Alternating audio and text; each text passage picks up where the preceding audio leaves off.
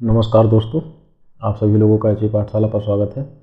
हम सभी लोग सॉइल साइंस के अंतर्गत अपना इरिगेशन टॉपिक पढ़ रहे हैं। तो इसमें हम लोगों ने काफ़ी कुछ पढ़ लिया है। तो लेक्चर को आगे बढ़ाने से पहले फटाफट थोड़ा चीज़ों का रिवीजन कर लेते हैं। इससे क्या हो जाएगा, चीज़ों का रिवीजन भी हो जाएगा और अब अपने आप को लेक्चर से जोड़ भी पाएंगे, फिर आगे बात करेंगे। तो आइए पहले इसको फटाफट रिवीजन करते हैं। जो रिवीजन में जितनी चीज़ें ज़रूरी होंगी वही हम सभी लोग कवर करेंगे। तो सिंचाई की अगर हम विधियों की बात करें तो सरफेस इरिगेशन, सब surface irrigation, sprinkler irrigation, drip irrigation, जिसमें दोस्तों स्प्रिंकलर और ड्रिप इरिगेशन काफ़ी महत्वपूर्ण है। अच्छा, हम सभी लोग पहले कॉन्सेप्ट को पढ़ेंगे, फिर बाद में फैक्चुअल भी पढ़ेंगे, ताकि आपको पहले अगर कॉन्सेप्ट क्लियर हो जाएंगे तो फैक्ट आसानी से याद हो जाएंगे। ठीक है। सरफेस इरिगेशन में कौन कौन सी चीज़ें शामिल होती है, सिंचाई की कौन कौन सी विधियाँ शामिल है। फ्लडिंग हो गया आपका, चेक बेड सिस्टम हो गया, basin system, ring system, furrow system, contour system, ये सभी क्या है सरफेस इरिगेशन के प्रकार है। जबकि सब सरफेस इरिगेशन की अगर हम बात करें तो नेचुरल और आर्टिफिशियल हो गया, और बाकी एक अपना स्प्रिंकलर और ड्रिप इरिगेशन हो गया।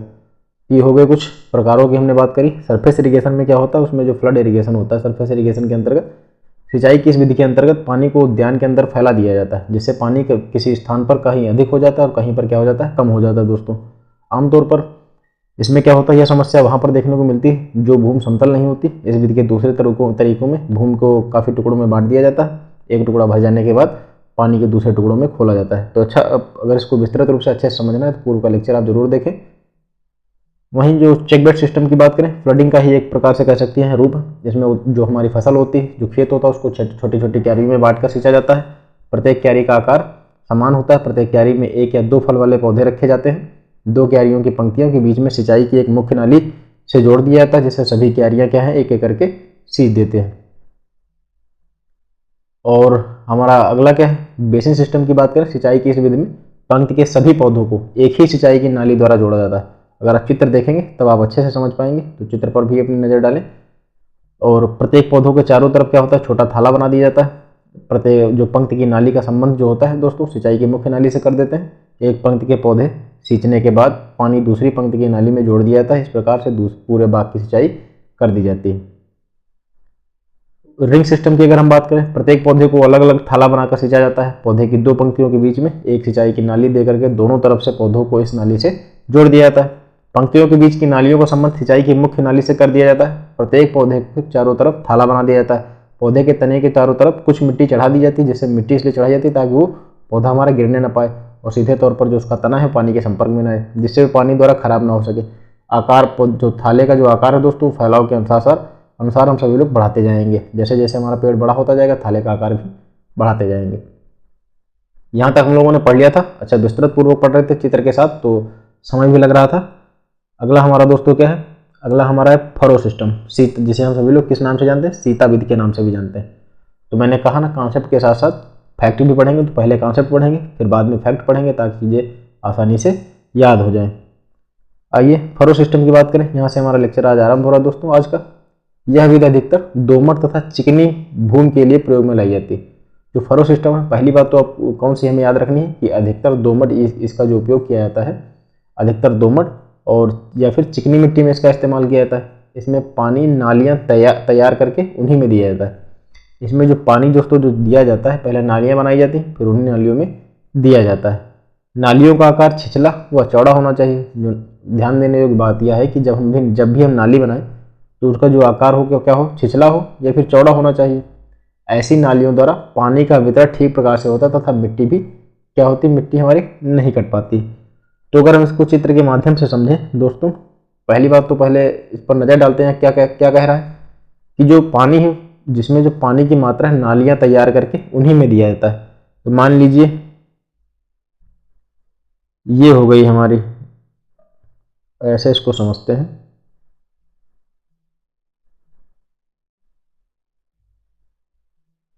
ये हमने क्या करा, नाली बनाई, ठीक है। और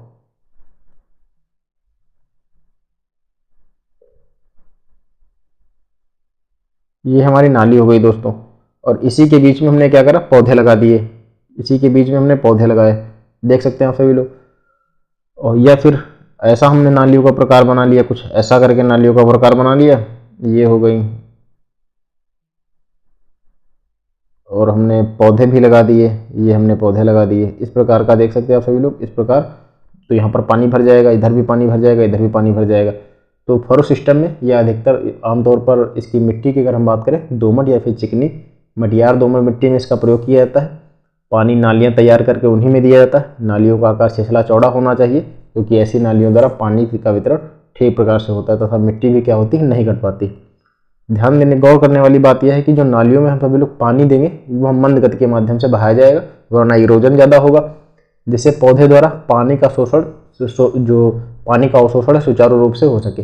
ऐसा नालियों में ही पानी दिया जाएगा तो जो पौधे लगे होंगे, पानी अगर आप दे रहे हैं तो पहली बात तो उसकी गति धीमी रखी जानी चाहिए, बहुत ज़्यादा ढलान ना हो, बहुत ज़्यादा हाई स्पीड में पानी ना दिया जाए।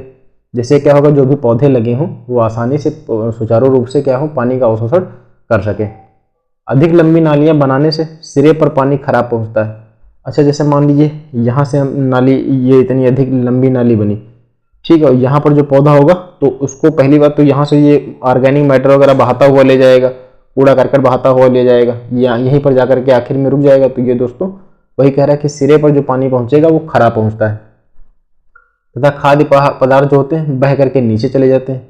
फल वाले छोटे पौधों की पंक्ति के दोनों ओर एक एक कुंड बनाकर पानी बहाया जाता है। जैसे कि पौधे बड़े होते जाते हैं, पौधे के पंक्ति के कुंडों की संख्या बढ़ाते जाते हैं, पौधों की जड़ें जिस कुंड के पास होती हैं वहां से पानी का शोषण कर लेते हैं। तो ये हो गया हमारा फरो सिस्टम। चीज़ें समझ गए होंगे, उम्मीद है आप सभी लोग अच्छे से समझ गए होंगे। अगर इसके कुछ लाभ की बात करें, इसके एडवांटेज कौन कौन से हैं, तो एडवांटेज दोस्तों इसके हैं, पौधों द्वारा पानी का शोषण भली भांत होता है। पहली बात तो यही कि जैसे पानी की गति, जो पानी देने की स्पीड रहेगी वो धीमी रहेगी, जिससे जो पौधा है पानी का अवशोषण अच्छे से करता है। पानी की मात्रा कम होती है। नालियों में अगर हम पानी दे रहे हैं तो मान लीजिए हमने नालियाँ बनाई हुई, अब इसमें हमारे पौधे लगे हुए हैं, ठीक है, इसमें हमारे पौधे लगे हुए हैं,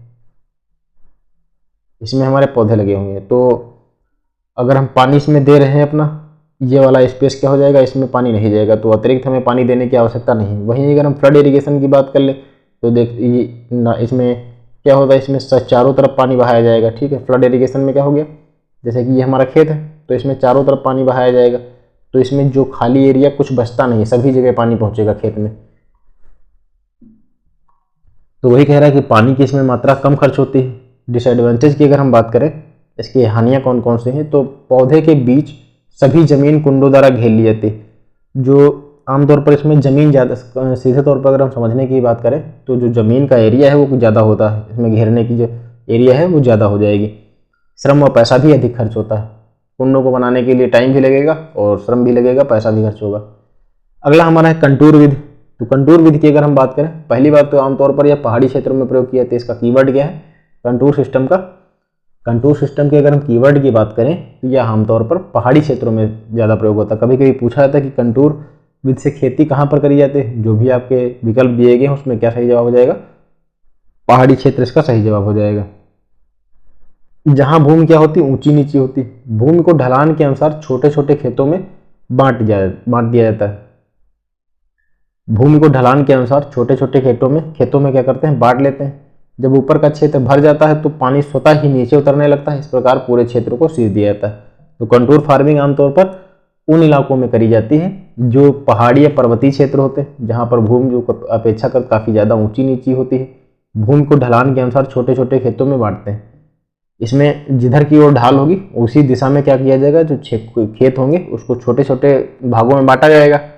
ऊपर का क्षेत्र भर जाता है, जब ऊपर का क्षेत्र भर जाएगा तो पानी स्वतः ही नीचे उतरने लगेगा। मान लीजिए हमारा ये खंड हो गया तो पहले इसमें पानी भरा, फिर जैसे ये खंड हो गया तो इसमें से अब इसमें पानी आएगा। इसी प्रकार इधर आ जाएगा, इधर होगा, इसमें से जब वो भर जाएगा, ये हो गया ए, ये हो गया बी, ये हो गया सी, तो पहले ए भरेगा, फिर बी भरेगा, फिर सी भरेगा। वही कह रहा है कि जब ऊपर का क्षेत्र भर जाएगा तो पानी स्वतः ही नीचे की ओर आता जाएगा। इससे क्या होगा, जो भी हमारा खेत जो छोटे छोटे भागों में बांटा गया है, ये पूरा हमारा खेत दोस्तों आसानी से सींच जाएगा। खैर, ध्यान देने वाली बात यही कि कंटूर सिस्टम की खेती आमतौर पर पहाड़ी क्षेत्रों में की जाती है, या फिर कह सकते हैं कि जहाँ की भूमि काफ़ी जो उसकी संरचना होती है काफ़ी ऊंची नीची उबड़ खाबड़ जैसे क्षेत्रों में इससे सिंचाई करी जाती है।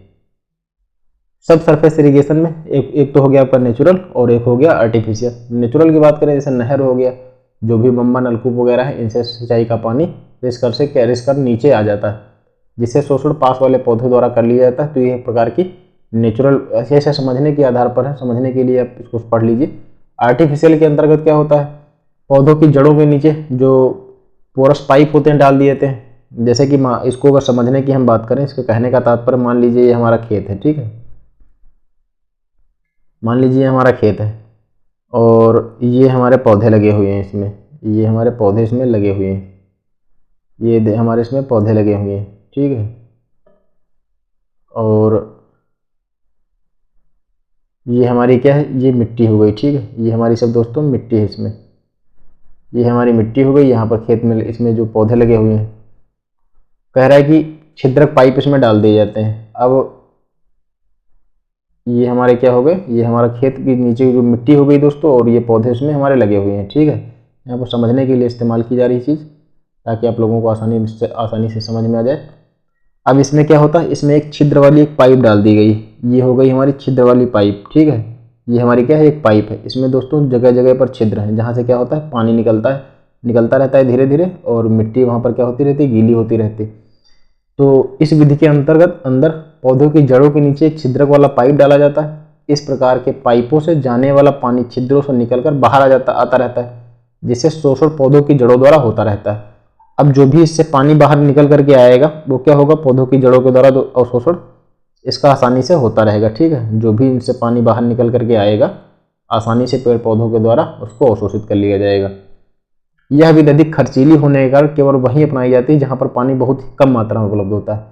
ध्यान देने वाली बात यह है कि यह आमतौर पर तो जैसे कि खर्चीली के, अगर आप पोरस पाइप लगा रहे हैं तो पहली बात तो इसकी कीमत ही बहुत ज़्यादा होगी, और फिर इसको लगाने के लिए अच्छा खासा श्रम लगेगा, पैसे भी खर्च होंगे। तो वही यह विधि आमतौर पर खर्चीली अधिक होती है। और इसको अपनाया कहाँ पर जाता है, जैसे राजस्थान के कुछ बहुत ज़्यादा शुष्क इलाके हैं जहाँ पर इसको आमतौर पर अपनाया जाता है। बहुत ही कम मात्रा में पानी उपलब्ध होता है, जहाँ पर पानी बहुत ही कम उपलब्ध हो, सीमित मात्रा में उपलब्ध हो, और हमें अपनी फसल भी चाहिए, पेड़ पौधों को जीवन भी देना है, तो वहाँ पर इस प्रकार की विधि का उपयोग किया जाता है। तो ये पेड़ पौधे हमारे हो गए, मिट्टी में देख सकते हैं ये पोरस पाइप हो गई हमारी, ये हो गई क्या, ये पोरस पाइप हो गई हमारी, और इसी के माध्यम से पानी निकलता रहता है और पेड़ पौधे आसानी से उसका अवशोषण करते रहते हैं। अब बात करते हैं स्प्रिंकलर विधि की। स्प्रिंकलर जो छिड़काव विधि क्या है, इसको हम सभी लोग ओवरहेड इरिगेशन के नाम से भी जानते हैं। पहली बात ध्यान देने वाली क्या है कि स्प्रिंकलर इरिगेशन को ओवरहेड इरिगेशन के नाम से भी जाना जाता है। तो फल वाले पौधों में यह विधि केवल रोपड़ी तक ही सीमित होती है। आमतौर पर फल वाले जो पौधे, अगर हम आप में टॉपिक भी दिया गया है फल, तो फल वाले पौधों में अगर यह विधि क्या होती है, रोपड़ तक सीमित होती है स्प्रिंकलर वाली, जहाँ पर घनी अवस्था छोटे आकार में रहते हैं, जहाँ पर जो पौधे होते हैं काफ़ी घनी अवस्था में और छोटे आकार में रहते हैं। इसमें पानी को छोटी छोटी बूंदों के रूप में हजारे द्वारा छिड़क दिया जाता है। पहली बात तो अगर आपकी फसल छोटी, तो हजारा देखा होगा आप लोगों ने, ये इस प्रकार का होता है हजारा, यहाँ से एक पाइप निकली हुई होती है और ऐसे यहाँ पर लगा होता है, इसमें छोटे छोटे बिंदु होते हैं। ये हो गया हमारा हजारा, और यहाँ पर एक हैंडल लगा होता है जिससे इसको पकड़ा जाता है। इसमें जो पानी भरा हुआ होता है, ये इसमें जो पानी भरा हुआ होता है ये यहाँ से निकलता रहता है। इसको हाथ से पकड़ करके क्या होता है, जो छोटे छोटे हमारे पौधे होते हैं आसानी से उसको सिंचाई कर दी जाती है, हजारे द्वारा छिड़क दिया जाता है। और तो जहाँ पौधे घनी अवस्था में छोटे आकार में रहते हैं, पानी की छोटी छोटी बूंदों के रूप में इस हजारों द्वारा छिड़क दिया जाता है। ग्रीन हाउसेस व ग्लास हाउसेस में, ये क्या है, ग्रीन हाउसेस व ग्लास हाउसेस में मिस्ट फॉर्मेशन के लिए इस विधि का ही प्रयोग करते हैं। काफ़ी इंपॉर्टेंट बिंदु इसको याद रखना है कि ग्रीन हाउसेस व जो ग्लास हाउसेस में मिस्ट फॉर्मेशन जो होता है उसके लिए किस विधि का प्रयोग किया जाता है, स्प्रिंकलर या फिर ओवरहेड इरिगेशन का उपयोग किया जाता है। पूछा जा सकता है कि मान लीजिए आपसे पूछा गया कि ग्रीन हाउसेस व ग्लास हाउसेस में मिस्ट फॉर्मेशन के लिए किस विधि का उपयोग किया जाता है।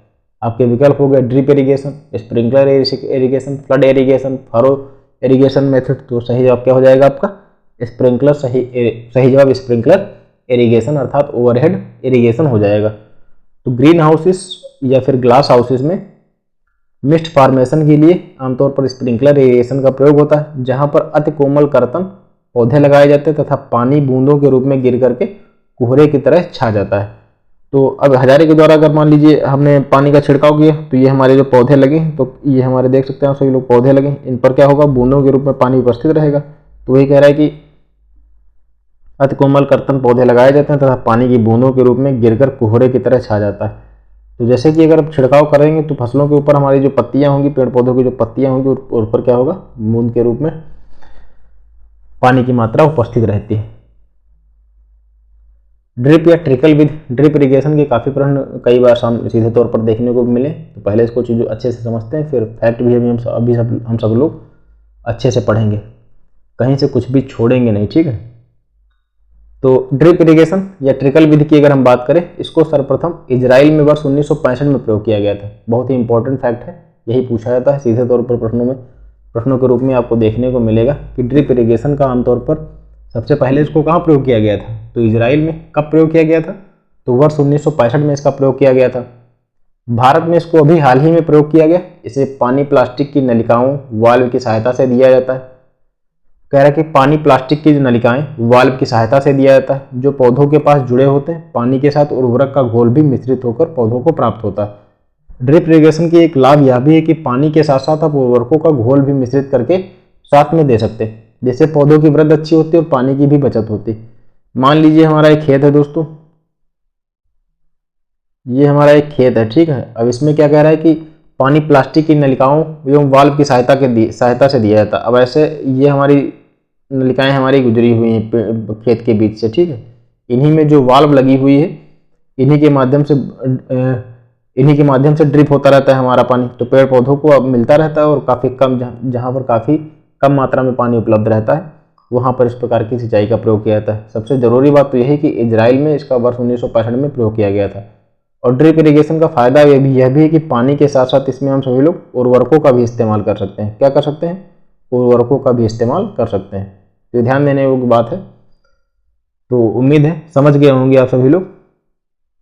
अगर हम इसके कुछ लाभों की बात करें कि ड्रिप इरिगेशन का हमारा लाभ क्या है, अच्छा आप जब अपना टॉपिक देखेंगे सिलेबस में तो उसमें ये लाभ हानियाँ, इन पर चर्चा करने के बारे में भी बात कही गई। तो इसीलिए जितने भी जरूरी जिनसे अक्सर काफ़ी इंपॉर्टेंट है इरिगेशन मेथड में, उसके सभी लाभ हानियों पर भी बात करी गई। इस विधि द्वारा सिंचाई करने से पहली बात तो यही कि पानी की बचत होती और फसल पर अधिक प्रभावकारी इसलिए भी है क्योंकि यह सीधे तौर पर पानी प्रदान करता है पेड़ पौधों को, जिससे पौधों की वृद्धि क्या होती है, अच्छी होती है और उपज भी बढ़ जाती है। श्रम की बचत होती है, कृषि क्रियाएं करने में सुगमता रहती है। इस विधि में पानी के साथ साथ उर्वरक देना भी संभव होता है। पूछा जा सकता है कि कौन सिंचाई की कौन सी एक ऐसी विधि है जिसमें पानी के साथ साथ उर्वरकों को प्रदान करना सरल होता है। तो ड्रिप इरिगेशन है दोस्तों, जिसमें पानी के साथ साथ उर्वरक देना भी संभव होता है। यह विधि पहाड़ी क्षेत्रों के लिए भी उपयुक्त होती है। पहाड़ी क्षेत्रों के लिए भी ड्रिप इरिगेशन आमतौर पर उपयुक्त होती है। कीट रोग खरपतवारों पर नियंत्रण रहता है क्योंकि पानी बूंद बूंद सीमित क्षेत्रों में दिया जाता है और भूमि कटने से भी बच जाती है। हालांकि भूमि कटने से बचती कैसे, तो जैसे कि मान लीजिए हमारा ये हमारे दोस्तों फसलें लगी हुई हैं, ठीक है। ये हमारे पौधे लगे हुए हैं, मान लेते हैं हमारे फल उद्यान, हमने एक फल का एक बगीचा लगाया। ये सभी क्या है, हमारे कुछ फल के पौधे लगे हुए हैं, जिसमें हमारी ये अब पाइप गुजरी हुई है। ये मान लेते हैं हमारी पाइप है, ठीक है। ये हमारी पाइप है, इरिगेशन की एक पाइप हमारी गई। अब यहीं पर जो वाल्व लगे, ये हमारे क्या, ये वाल्व लगे। ये जड़ क्षेत्र के पास ही पानी इनका गिरता रहेगा। जड़ क्षेत्र के पास ही इनका पानी क्या रहेगा, गिरता रहेगा। तो इधर उधर पानी फैलेगा नहीं। और आमतौर पर इसकी जो नज़दीकी है वो जड़ क्षेत्र जो मिट्टी की सतह के पास ही होती, तो क्या हो जाएगा, भूमि कटने से भी बच जाएगी। ये हमारी मान लेते हैं मिट्टी है दोस्तों। तो पहली बात तो इसकी नज़दीकी कम रहती है, दूरी इसकी कम रहती है।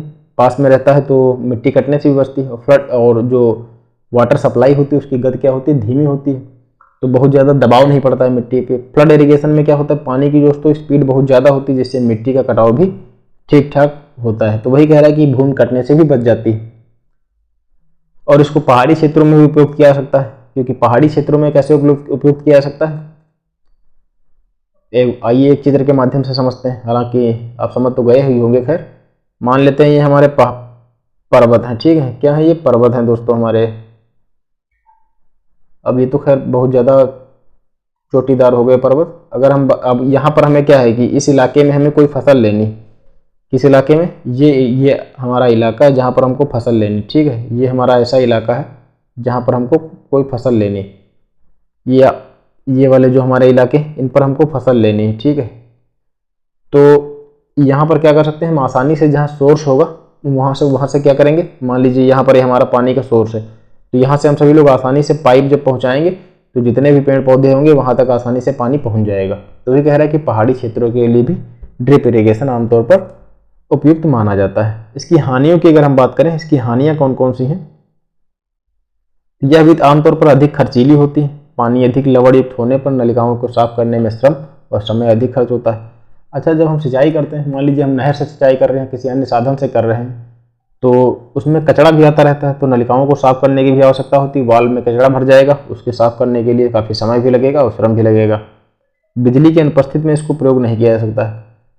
अब इंजन वगैरह को चलाने के लिए आप कैसे, या ट्यूबवेल इस्तेमाल कर रहे हैं, इंजन इस्तेमाल कर रहे हैं, कैसे भी इस्तेमाल कर रहे हैं, तो अगर इंजन चला रहे हैं तो डीजल आपको डालना होगा। अगर आप इलेक्ट्रिसिटी का इस्तेमाल कर रहे हैं तो अगर लाइट नहीं है तब तो फिर चीज़ों थोड़ा समस्या का सामना करना पड़ सकता है सिंचाई के लिए। अब हम बात करते हैं फैक्चुअल दोस्तों।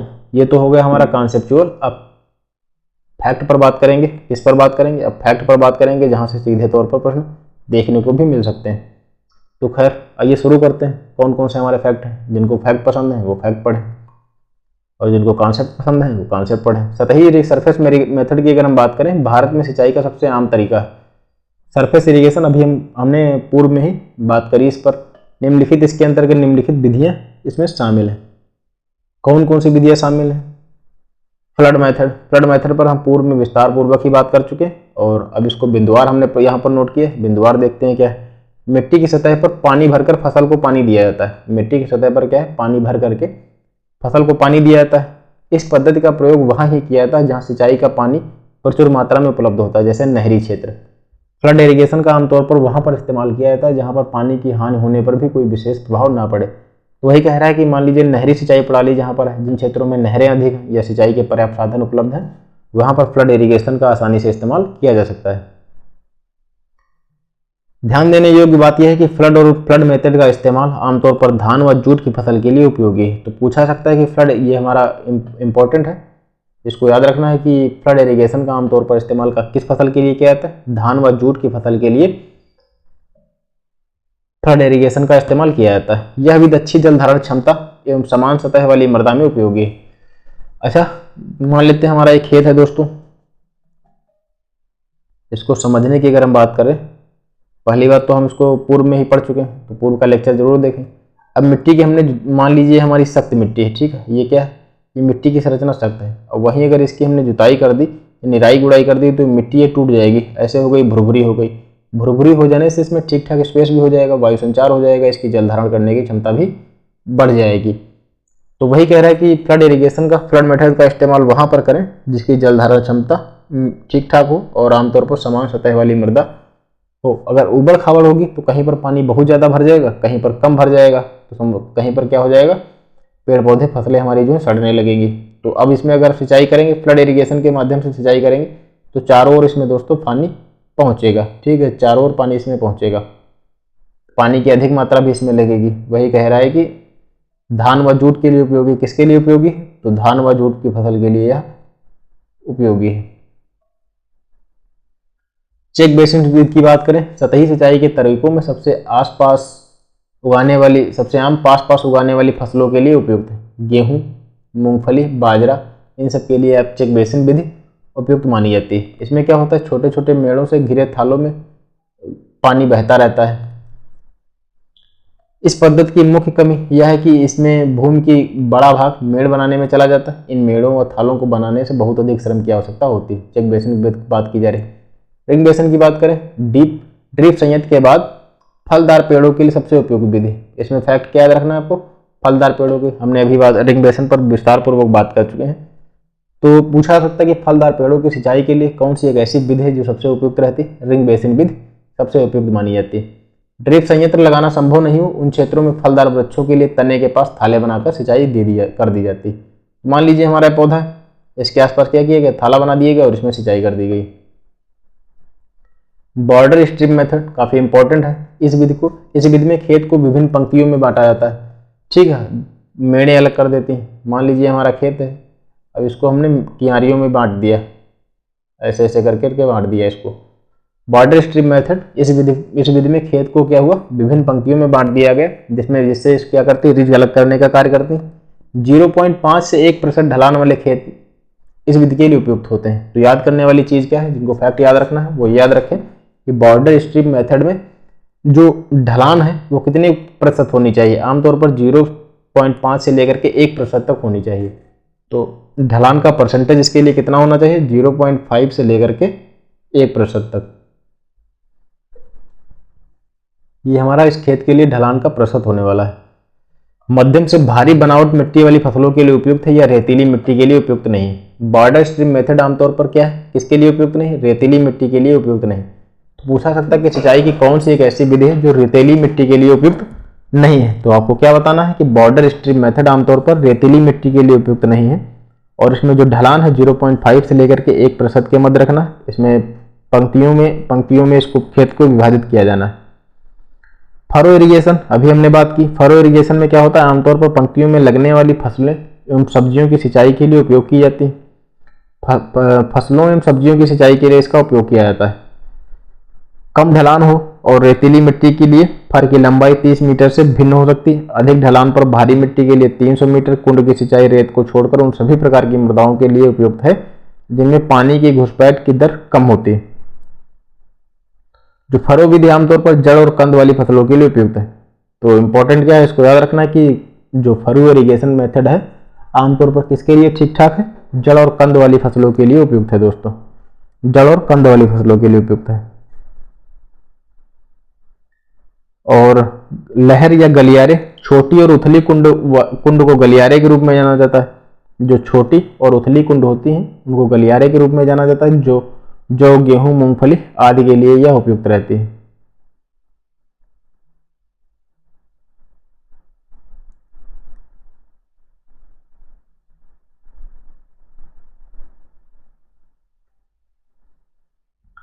कैबलेगेशन क्या है, यह सतही सिंचाई की एक स्वचालित विधि।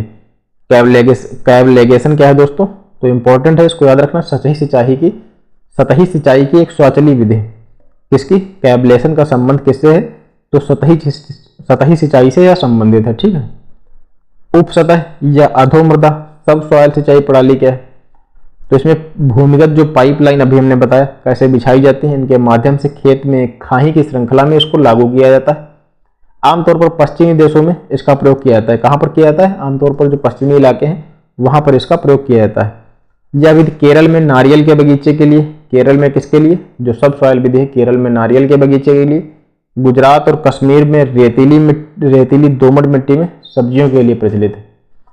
तो सब सॉइल इरिगेशन का आमतौर पर प्रचलन कहाँ है, केरल की अगर हम बात करें तो वहाँ पर जो नारियल की खेती करी जाती है उसके लिए, जबकि गुजरात, जम्मू कश्मीर जैसे इलाकों में रेतीली मिट्टी में जब हमें सब्जियों को उगाना होता है तो वहाँ पर इसका उपयोग किया जाता है। और पश्चिमी देशों में इसका प्रयोग काफ़ी देखने को हमें मिलता है। खैर, ये एग्जाम्पल आपको याद रखना है कि नारियल की खेती के लिए केरल में और गुजरात एवं कश्मीर की अगर हम बात करें तो वहाँ पर रेतीली मिट्टी है, वहाँ पर सब्जियों की खेती के लिए इसका उपयोग किया जाता है। स्प्रिंकलर विधि की अगर हम बात करें, पानी को किसी भी फसल या मिट्टी की सतह पर दबाव के साथ दिया जाता है। दबाव की बात क्यों की जा रही है, क्योंकि मान लीजिए नोजल हमारा फुहारा दोस्तों यहाँ से निकलेगा, तभी जितना दबाव देंगे वो उतना ही दूर तक जाएगा। वही बता रहा है कि पानी को किसी भी फसल या मिट्टी की सतह पर दबाव के साथ दिया जाता है, जो स्प्रे के रूप में होता है या कुछ हद तक वर्षा के समान होती है। स्प्रिंकलर हम हालांकि जैसे मान लीजिए अभी ये यहाँ से जो भी फव्वारे निकलेंगे जो फसल पे पड़ेंगे हमारे, वो वर्षा की ही भांति होंगे। वही बता रहा है कि यह आमतौर पर काफी हद तक वर्षा के समान होता है।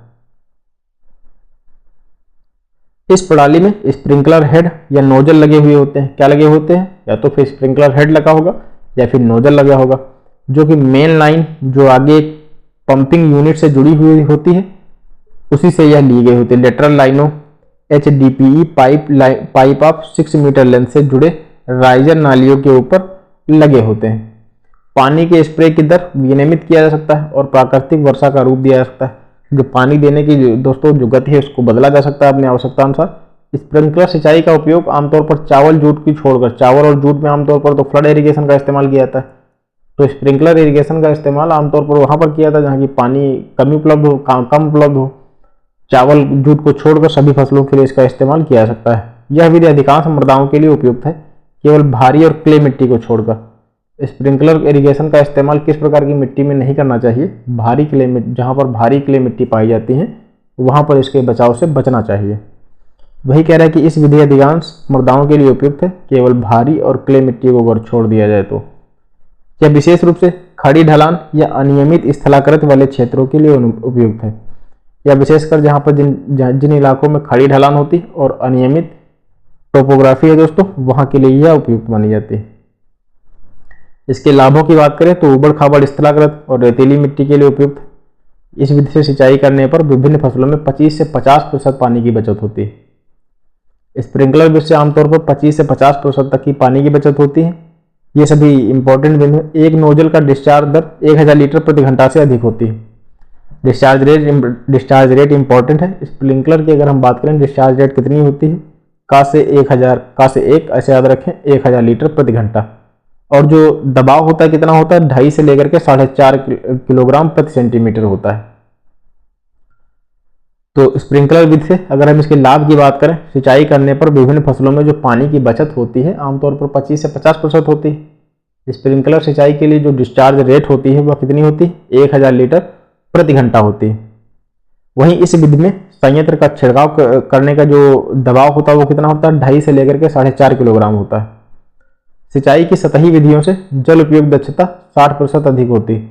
जो सतही इरिगेशन होता है उसकी अपेक्षा जो स्प्रिंकलर में जल उपयोग दक्षता कितनी होती है? 60% अधिक होती है। जो सतही विधि के द्वारा सिंचाई करी जाती है उससे जल उपयोग दक्षता आमतौर पर 60% ज़्यादा होती है। सिंचाई की सतही विधि की तुलना में पानी की समान मात्रा के साथ सिंचित क्षेत्र में 40% की वृद्धि होती है। सिंचाई की जो सतही विधि होती है अगर उससे तुलना करी जाए तो पानी की समान मात्रा के साथ सिंचित क्षेत्र में हमें 40% की ग्रोथ देखने को मिलती है। सतही सिंचाई की विधियों की तुलना में श्रम में लगभग 40 से 60% की बचत होती है। इसका उपयोग फसलों को पाला एवं उच्च तापमान से बचाने के लिए भी किया जाता है। इंपॉर्टेंट फैक्ट है, इसको याद रखें। स्प्रिंकलर विधि का इस्तेमाल पाला और उच्च तापमान से बचाने के लिए भी किया जाता है। अब बहुत ही महत्वपूर्ण ड्रिप इरिगेशन की बात करते हैं। ड्रिप इरिगेशन की अगर हम बात करें, पहली बात तो इसका इस्तेमाल इजराइल में हुआ। ड्रिप या ट्रिकल विधि सिंचाई के नवीनतम तरीकों में से एक है जो पानी की कमी, लवणता की समस्याओं वाले क्षेत्रों में तेजी से लोकप्रिय हो रही है। या इसका इस्तेमाल, ड्रिप इरिगेशन का इस्तेमाल आमतौर पर उन क्षेत्रों में काफ़ी होता है जहाँ पर पानी की शॉर्टेज होती है। इस सिंचाई के यांत्रिक उपकरणों के माध्यम से निरंतर बूंदों के रूप में पानी को सटीक लेकिन धीमी गति से प्रयोग करने के लिए परिभाषित किया जाता है। तो इसमें पानी की गति धीमी इसलिए रखी जाती है ताकि जो सॉइल इरोजन है दोस्तों वो ना होने पाए, जिससे पानी पहुंचने वाली लेटरल लाइनों के साथ चयनित बिंदुओं पर स्थायी ड्रिपर्स के द्वारा सीधे तौर पर पौधे की जड़ों में दिया जाता है। तो मान लीजिए जो भी हमारे पेड़ पौधे लगे होते हैं, खासकर फल वाले पौधों की अगर हम बात कर लें, तो वहां पर जो भी पाइप है इसका नोजल लगा दिया गया, यहीं पर यह पानी गिरता रहेगा। तो वही कह रहा है कि जिससे पानी पहुंचाने वाली लेटरल लाइनों के साथ चयनित बिंदुओं पर स्थित डिपर्स के द्वारा जल सीधे पौधों की जड़ों में दिया जाता है। इस विधि में पानी का उपयोग आर्थिक रूप से बहुत कम किया जाता है क्योंकि गहरे रिसाव और सतह के वाष्पीकरण होने के कारण पानी के नुकसान से बचा जा सकता है। पानी के उपयोग की अगर हम बात करें, आर्थिक रूप से बहुत कम किया जाता है इसका उपयोग, क्योंकि गहरे रिसाव, जो डीप परकोलेशन और सतह के वाष्पीकरण के कारण होने वाली पानी के नुकसान से भी बचा जा सकता है। मान लीजिए जब पर्याप्त मात्रा में नमी उपस्थित हो गई तो पानी की सप्लाई क्या करते हैं? बंद कर देते हैं। ड्रिप सिंचाई पानी की कमी वाले क्षेत्र में सबसे उपयुक्त है। ड्रिप सिंचाई आमतौर पर वहां ज्यादा उपयुक्त है जहां पर पानी की कमी है, जहां पानी की गुणवत्ता सीमांत मार्जिनल हो, स्थलाकृत कैसी भी हो, मिट्टी की गहराई बहुत कम हो, श्रम कार्य महंगा हो और फसल का मूल्य अधिक हो। अगर हम ड्रिप इरिगेशन के लाभ की बात करें तो सतही विधियों की तुलना में पानी की कमी से होने वाले क्षेत्रों में 50 से 70% की बचत होती है। ड्रिप इरिगेशन में सतही विधि की अगर हम तुलना करते हैं तो 50 से 70% पानी की बचत होती है। सिंचाई दक्षता ड्रिप इरिगेशन की कितनी होती है? 90% होती है, जो कि सबसे अधिक होती है। काफ़ी इंपॉर्टेंट फैक्ट है, इसको याद रखें। जो ड्रिप इरिगेशन है उसकी जो सिंचाई दक्षता होती है सबसे ज़्यादा होती है दोस्तों, कितनी लगभग होती है, जो कि 90% के आसपास होती है। फर्टिगेशन, अभी हमने बताया था कि ड्रिप इरिगेशन में पानी के साथ साथ क्या दिया जाता है, उर्वरक भी दिए जा सकते हैं। पानी के साथ साथ उर्वरक भी दिए जा सकते हैं। कैसे, हमने चित्र के द्वारा भी बिल्कुल बताया। तो उर्वरक फर्टिगेशन या अन्य रासायनिक सुधारकों कैमिगेशन को व्यक्तिगत या अलग अलग पौधों के लिए कुशलतापूर्वक दिया जा सकता है। तो फर्टिगेशन का इस्तेमाल किस सिंचाई के द्वारा किया जा सकता है, ड्रिप इरिगेशन के माध्यम से फर्टिगेशन की भी प्रक्रिया संपन्न की जा सकती है। फर्टिगेशन में क्या होता है, सिंचाई के लिए हमें पानी के साथ साथ उर्वरकों का भी इस्तेमाल कर सकते हैं, जिससे हमारी उपज में बढ़ोतरी होती है। प्रति ड्रिपर पानी डिस्चार्ज रेट कितनी होती है, स्प्रिंकलर विधि में जो डिस्चार्ज रेट थी कितनी थी, 1000 थी। वहीं अगर हम ड्रिपर के पानी की डिस्चार्ज रेट की बात करें तो 18 लीटर प्रति घंटा होती है। ड्रिप इरिगेशन में कितनी होती है दोस्तों, 18 लीटर प्रति घंटा होती है, जबकि स्प्रिंकलर इरिगेशन में कितनी होती है, 1000 होती है। स्प्रिंकलर की अगर हम बात करें कितनी होती है तो 1000 होती है। वहीं ड्रिप इरिगेशन की कितनी होती है, ड्रिप इरिगेशन की 18 लीटर प्रति घंटा होती है। ड्रिपर संयंत्र में जो दाब है 1 से 2 किलोग्राम प्रति सेंटीमीटर रखा जाता है, प्रति सेंटीमीटर स्क्वायर रखते हैं। तो जिसमें दाब कितना रखा जाता है, 1 से 2 किलोग्राम प्रति सेंटीमीटर स्क्वायर रखा जाता है। यह विधि आमतौर पर बागों के पेड़ों, सब्जियों, फूलों की खेती के लिए सबसे उपयुक्त है। व्यापक रूप से इसका उपयोग दिन प्रतिदिन बढ़ता ही जा रहा है। समय के साथ साथ दोस्तों इसका उपयोग बढ़ता ही जा रहा है, ना कि कम हो रहा है। ड्रिप सिंचाई की टाइफून विधि यह कहाँ पर प्रयोग होती है, सबसे ज़्यादा पूछी जाती है। आमतौर पर गन्ने में ड्रिप विधि का संशोधित रूप है। ड्रिप जो टाइफून विधि किस फसल के लिए उपयुक्त है, गन्ने के लिए यह आमतौर पर उपयुक्त है। और यह ड्रिप विधि का ही संशोधित एक रूप है। क्या है, ड्रिप इरिगेशन अभी हमने पढ़ा, इसका एक संशोधित रूप है। क्या है, वो टाइफून है। टाइफून किस फसल के लिए सर्वाधिक मात्रा में प्रयोग ठीक ठाक मानी जाती है, तो गन्ने की फसल के लिए दोस्तों यह काफी ठीक मानी जाती है। इस विधि में फसल की एक विशेष विकास अवस्था पर पानी की गहराई को बनाए रखा जा सकता है। किसका, पानी की गहराई को बनाए रखा जा सकता है। टाइफून विधि आमतौर पर महाराष्ट्र जैसे इलाकों में देखने को हमें मिलती है। तो ये दोस्तों इरिगेशन और इरिगेशन से संबंधित जो भी विधियां मेथड हैं, उनके लाभ क्या है, उनकी हानि क्या है, वो हमारे समाप्त हो गए हैं। तो स्प्रिंकलर और ड्रिप इरिगेशन काफ़ी ज़्यादा इंपॉर्टेंट है। तो इसमें अब इसके अंतर्गत भी बहुत जरूरी जो फैक्ट है मैं आपको बता दे रहा हूँ।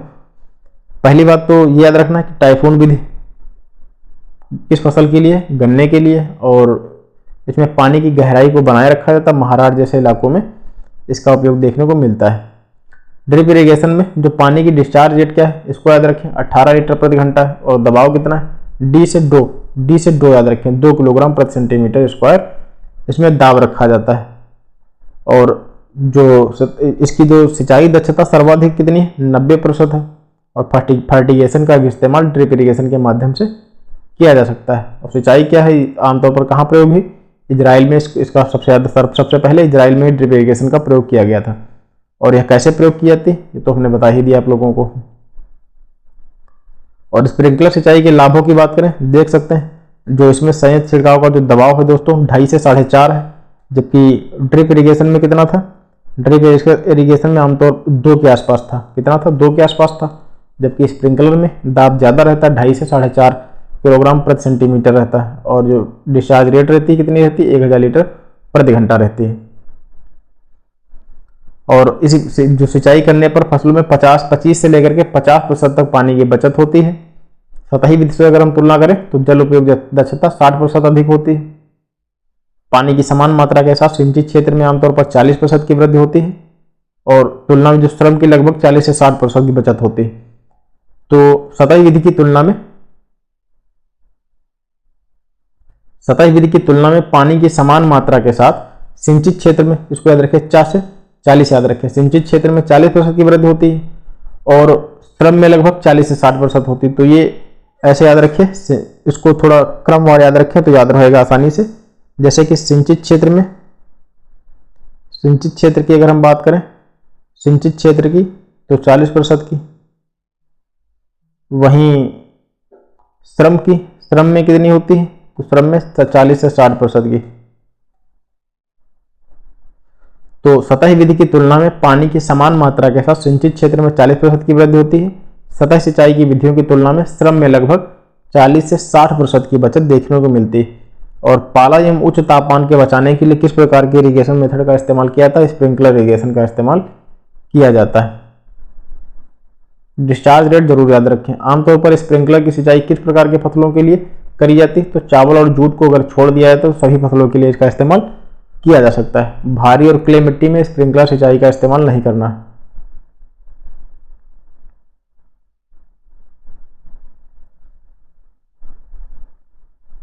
लेटरल लाइनों में HDPE पाइप आप 6 मीटर लेंथ से जुड़े राइजर नालियों ऊपर लगे हुए होते हैं। सब सॉइल में भूमिगत पाइपलाइनें बिछाई जाती हैं। आमतौर पर सब सॉइल की अगर हम बात करें तो केरल में नारियल का बगीचे, गुजरात एवं जम्मू कश्मीर में जो रेतीली दोमट मिट्टी होती है वहां पर सब्जियों के लिए यह प्रचलित है। तो ये दोस्तों कुछ महत्वपूर्ण फैक्ट थे, कॉन्सेप्ट भी हमने पढ़े। अब हम सभी लोग वाटर ड्रेनेज के बारे में बात करेंगे अगले लेक्चर में। तो आज का लेक्चर हमारा यहीं तक था और इरिगेशन ये टॉपिक हमारा समाप्त हो गया है। कल हम सभी लोग नए टॉपिक की बात करेंगे। मिलते हैं अगले लेक्चर में। धन्यवाद।